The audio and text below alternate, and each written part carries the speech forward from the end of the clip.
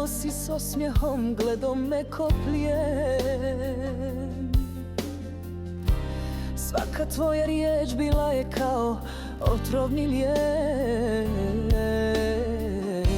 Govorili su to nije ljubav, to je kazna. Ali ja sam vjerovala i kad je boljelo, bila sam ti snažna.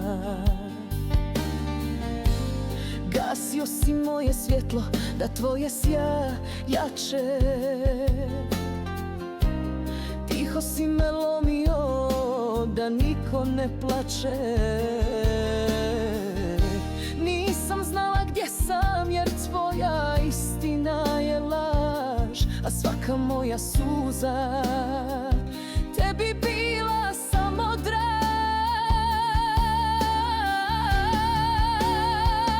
Al preživjela sam te i to me čini lavicom.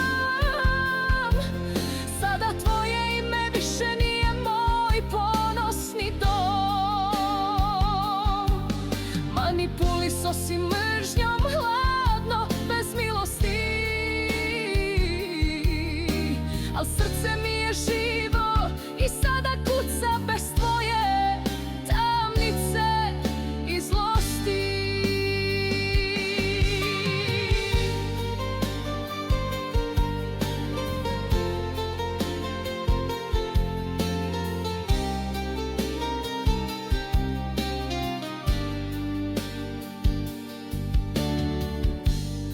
Uzela sam nazad svoje misli, svoje dane.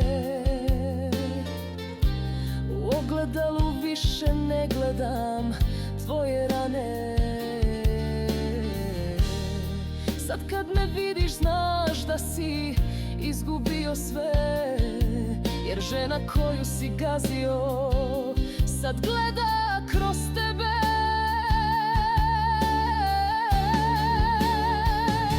Preživjela sam te i to me čini slobodnom.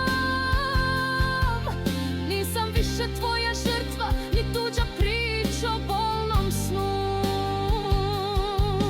Tvoje riječi više